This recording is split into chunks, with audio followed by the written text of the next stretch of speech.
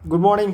இந்த வீடியோவில் நம்ம ஜூலை மந்தோட 22nd டேயோட அஃபேர்ஸ் க்ளவுட் இன்சைட்ஸ் தான் பார்க்க போகிறோம்.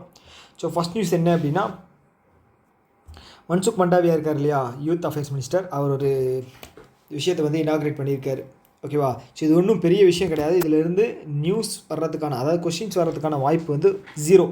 ஸோ கேட்டாங்க அப்படின்னா என்ன தெரியுமா கேட்பாங்க, இந்த ட்ரக் ஃப்ரீ சொசைட்டியோட டார்கெட் என்னன்னு கேட்பாங்க. ஸோ அதுவும் வந்து பார்த்துட்டிங்க அப்படின்னா எல்லாமே 2047 இருக்கிறனால கேட்குறதுக்கு வாய்ப்பு கம்மி தான். ஜஸ்ட் இந்த நியூஸ் மட்டும் ரீட் பண்ணிக்கோங்க. ஸோ அடுத்தது வந்து நம்மளுடைய ஆட்டோமொபைல் இண்டஸ்ட்ரி இருக்கு இல்லையா, ஸோ அதில் வந்து ஆட்டோ மிஷன் பிளான் 2047 அப்படிங்கிறத ரிலீஸ் பண்ணியிருக்காங்க. ஓகே, ஸோ இது முக்கியம் கிடையாது. ஸோ இது நியூஸ் வந்து என்ன அப்படிங்கிறத பார்த்துக்குங்க. ஆட்டோமொபைல் இண்டஸ்ட்ரியை வந்து இம்ப்ரூவ் பண்ணுறதுக்காக ஒரு இது கொண்டு வந்திருக்காங்க. ஸோ 3 ஃபேஸ் வந்து செட் பண்ணியிருக்காங்க. ஒன்று வந்து பார்த்திங்க அப்படின்னா 2030, 2037, 2040. ஓகே, ஸோ இது வந்து இதுவும் முக்கியம் இல்லை. அடுத்தது வந்து என்ன அப்படின்னா, இவங்க இப்போ இருக்கிறத விட இந்த மேனுஃபேக்சரிங் செக்டாரில் இருக்கக்கூடிய ஆட்டோமொபைல் செக்டார் வந்து டோட்டல் ஜிடிபியில் 12% வந்து கான்ட்ரிபியூட் பண்ண வைக்கணுமா. ஓகே, ஸோ அதை தாண்டி வந்து 25 மில்லியன் வந்து 25 மில்லியன்னா எவ்வளவு, 6.5 கோடி நியூ ஜாப்ஸ் வந்து க்ரியேட் பண்ண வைக்கணும். ஓகே, அதுதான் விஷயம். ஸோ 1, 2 இது முக்கியம். ஸோ அதை தாண்டி வந்து வேறு என்ன இருக்குது, ஸோ இதில் வந்து இதை தவிர்த்துட்டு வேறு எதுவும் வர்றதுக்கு வாய்ப்புகள் கம்மி தான். அவ்வளோதான்.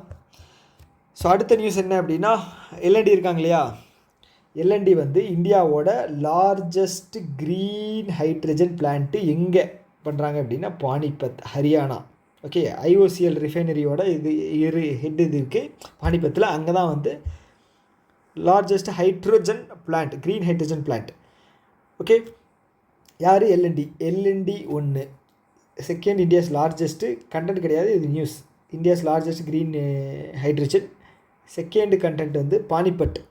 ஓகே, அடுத்தது வந்து இயர்லி வந்து 10,000 டன்ஸ் ஆஃப் க்ரீன் ஹைட்ரஜன் பண்ணுறாங்க அடுத்த நெக்ஸ்ட்டு 25 இயர்ஸுக்கு. ஓகே, இது 3. அடுத்தது நேஷ்னல் க்ரீன் ஹைட்ரஜன் மிஷன், இதை பற்றி படிச்சுக்கங்க. 2023 to 2030 19,744 கோடி நினைக்கிறேன். ஓகே, ஒரு டைமே படித்து வச்சுக்கோங்க. ஓகே, இது 4 கண்டென்ட்டு முக்கியம். அவ்வளோதான், இதை தாண்டி வேறு எதுவும் வராது. ஸோ இது வந்து பார்த்துட்டிங்க அப்படின்னா இது இருக்கு இல்லையா, food and agricultural organisation Italy ரோமில் வந்து ஒரு இது பண்ணியிருக்காங்க. ஸோ மில்லட்டை வந்து நம்ம யூஸ் பண்ணுறது வந்து இந்தியா வந்து புகழ்ந்து தள்ளியிருக்காங்க. அவ்வளோதான் விஷயம். ஸோ அதை ஒரு டைம் படிச்சுங்க போதும். ஸோ இதில் வந்து முக்கியமான கண்டென்ட் இருக்குது. எதுன்னு பார்த்தீங்க அப்படின்னா, world health organisation report release பண்ணியிருக்காங்க. ஸோ இந்த ட்ரக்கோமா அப்படிங்கிற டிசீஸ் இருக்குது, கண்ணில் வரக்கூடிய டிசீஸ். ஸோ அது வந்து பார்த்திங்க அப்படின்னா செனக்கல் அப்படிங்கிற ஒரு கண்ட்ரி வந்து ஃபுல்லாக எலிமினேட் பண்ணியிருக்காங்க. ஓகே, ஸோ அப்படி எலிமினேட் பண்ணதில் 25வது கண்ட்ரி மொத்தமாக. ஓகே, உலக லெவலில் பார்த்துட்டிங்க அப்படின்னா 25வது கண்ட்ரி. African region 9, 25, 9. ஓகே, இது முக்கியம். ஸோ இது வந்து ஃபஸ்ட்டு கண்டென்ட். செகண்ட் வந்து எந்த கண்ட்ரி. ஓகே, இது செகண்ட் கண்டென்ட். தேர்டு என்னன்னு பார்த்தீங்க அப்படின்னா, இந்தியா வந்து இந்த 25 கண்ட்ரியில் இருக்குது. இந்தியா எத்தனாவது கண்ட்ரியாக வந்து எலிமினேட் பண்ணிச்சு, 24வது கண்ட்ரியாக எலிமினேட் பண்ணிச்சு. போன வருஷம் தான் 2024 தான் எலிமினேட் பண்ணோம். ஓகே, இது வந்து 3வது இது. ஓகேங்களா? ஸோ அவ்வளோதான். ஸோ இதில் வந்து பெரிய கண்டென்ட் எதுவும் இல்லை. செனக்கல் எங்கே இருக்குது அப்படிங்கிறத நீங்கள் ஒரு டைம் வந்து மேப்பில் பார்த்துங்க. எங்கே இருக்குது, ஆஃப்ரிக்கன் ரீஜியனில் லாஸ்ட் எண்டில் இருக்கும். ஓகே, ஸோ இதுவும் வந்து பெரிய நியூஸ் கிடையாது. இதில் வந்து வரும் அப்படிங்கிற நம்பிக்கை எனக்கு இல்லை. ஸோ ஒன்ஸ் நீங்கள் உங்களுக்கு டைம் இருக்குது அப்படின்னா இதை மட்டும் ஒரு டைம் ரீட் பண்ணிங்க. அடுத்தது ஏசியன் டெவலப்மெண்ட் பேங்க் இருக்காங்க இல்லையா, ஸோ இவங்க வந்து ஒரு 975 கோடி தந்திருக்காங்க. யாருக்கு, திரிபுராவுக்கு. 9 இண்டஸ்ட்ரியல் ஏரியாவை வந்து இது பண்ணுறதுக்காக, பில்டு பண்ணுறதுக்காக. எவ்வளவு, 975 கோடி திரிபுராவுக்கு. Okay, first content Tripura. Second, third வந்து பார்த்தீங்க அப்படின்னா ஏடிபியோட ஸ்ட்ராட்டஜிக்கே கேட்பாங்க. அவ்வளோதான், இதை தாண்டி வேறு எதுவும் வராது. அப்படியே ஸ்ட்ராட்டஜிக்கில் என்னென்ன ரீசெண்ட் சேஞ்சஸ் பண்ணியிருக்காங்களோ அது மட்டும்தான். எது, பிரசிடெண்ட் மாற்றிருக்காங்களா, ஒன்று. செகண்ட் வந்து பார்த்தீங்க அப்படின்னா 69வது கண்ட்ரியாக வந்து மெம்பர் கண்ட்ரியாக ஒன்று இஸ்ரேல் வந்து ஜாயின் பண்ணியிருக்காங்க. 2, அவ்வளோதான், வேறு ஒன்றும் இல்லை. அடுத்தது ஷெட்யூல்டு பேங்க் ஸ்டேட்டஸ் வந்து யாருக்கு, என்எஸ்டிஎல் பேமெண்ட் பேங்க்குக்கு வந்து ஆர்பிஐ தந்திருக்கு. ஸோ இந்த ஷெட்யூல்டு பேங்க் ஸ்டேட்டஸ் வாங்கினதுனால இதுவும் இனி மானிட்டரி பாலிசி இதில் வந்து மெஷர் வந்து இது யூஸ் ஆகும். யாருக்கு? அதாவது வந்து கடனும் வாங்கிக்கலாம், ப்ளஸ் வந்து பார்த்திங்கன்னா ரிசர்வ் அப்படிங்கிறது மெயின்டைன் பண்ணணும். ஓகேங்களா? அதுதான் விஷயம். ஸோ இப்படி வாங்குகிற 5வது பேமெண்ட் பேங்க்கு இந்த பேங்க் தான். இந்தியாவில் மொத்தம் 6 பேமெண்ட் பேங்க் இருக்குது. ஓகே, ஸோ ஒரு பேமெண்ட் பேங்க் வந்து ஷெட்யூல்டு கமர்ஷியல் பேங்க்கில் வந்து வரல. அது என்ன பேங்க் அப்படிங்கிறத கீழே கமெண்ட்டில் சொல்லுங்கள். ஓகே ஓகே அவ்வளோதான். ஸோ இதில் வேறு என்ன கேட்பாங்க? ஸ்ட்ராட்டஜிக்கு இவங்களே இது வந்திருக்காங்க. 50வது கோஆப்ரேட்டிவ் பேங்க்கு ஷெட்யூல்டு கமர்ஷியல் பேங்க் லைசன்ஸ் வாங்கினது வந்து விஸ்வேஸ்வர் சஹகாரி பேங்க். ஓகே ஓகே வேறு என்ன இருக்குது? அவ்வளோதான். அடுத்தது ஒரு 4 மானிட்டரி பெனால்ட்டி வந்து போட்டிருக்காங்க 4 கோஆப்ரேட்டிவ் பேங்க் மேலே. ஸோ அதில் வந்து முக்கியமான கோஆப்ரேட்டிவ் பேங்க் வந்து இந்த கோஆப்ரேட்டிவ் பேங்க் தான். சர்வோதய நாகரிக் சஹாகரி பேங்க் 3 லட்சம் போட்டிருக்காங்க. அது மேலே எங்கே இருக்குது? குஜராத்தில் இருக்குது. ஓகே அவ்வளோதான். அடுத்தது லாராவேர். ஸோ இவங்க வந்து இது நெக்ஸ்ட் பேங்கிங் அப்படிங்கிற ஏஐ ஃபின்டெக் பிளாட்ஃபார்ம் லான்ச் பண்ணுறாங்க. இதுதான் வந்து ஏஐ ஃபின்டெக்கில் வந்து லான்ச் பண்ணுற ஃபஸ்ட்டு பிளாட்ஃபார்மு. ஓகே, இவங்க ஒரு ப்ரைவேட் கம்பெனி. யார்? லாராவேர். அவங்க லான்ச் பண்ண இது வந்து நெக்ஸ்ட்டு. இது 1 2 கண்டென்ட். அவ்வளோதான்.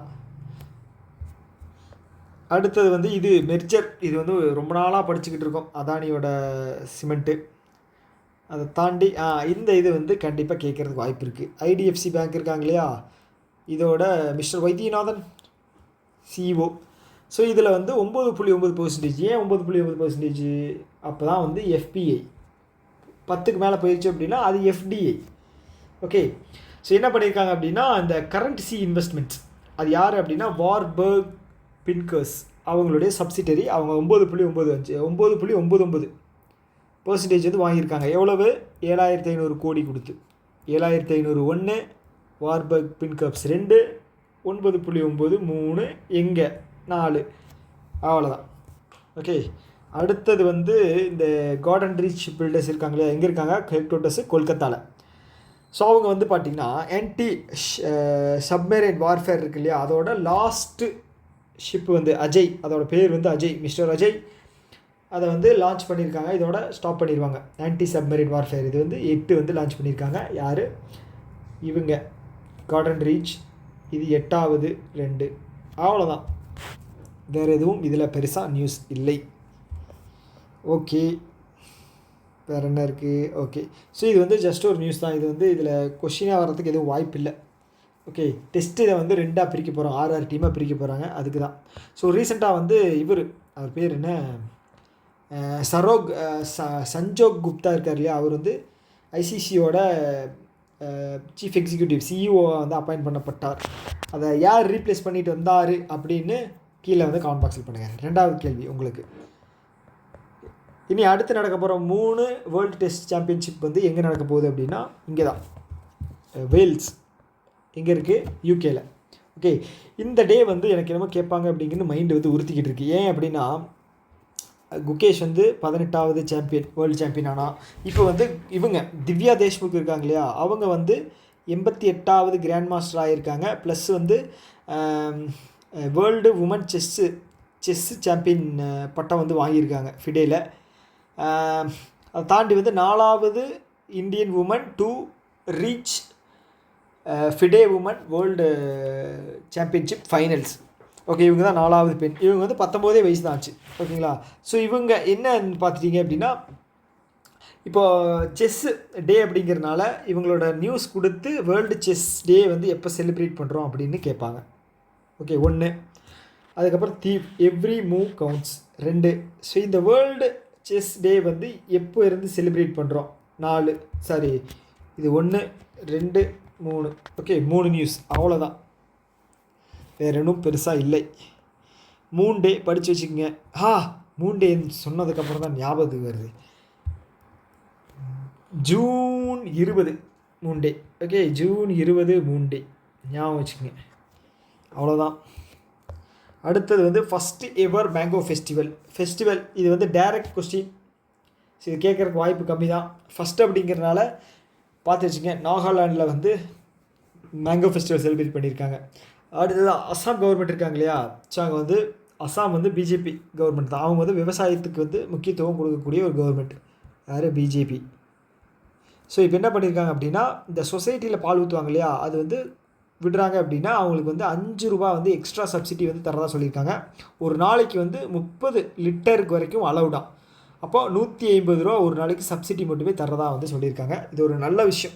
மகாராஷ்டிரா கவர்மெண்ட் இப்போ ரீசெண்டாக வந்து இப்போ இந்த கால்நடைகள் இருக்காங்க இல்லையா, அதை வந்து இதில் ஜாயின் பண்ணியிருந்தாங்க, இதில் கேசிசியில் ஜாயின் பண்ணியிருந்தாங்க. அதனால் அவங்களும் வந்து இப்போ வந்து இது கொலாட்ரல் ஃப்ரீ லோன்ஸ் வந்து 2 லட்சம் வரைக்கும் வாங்கிக்கலாம்.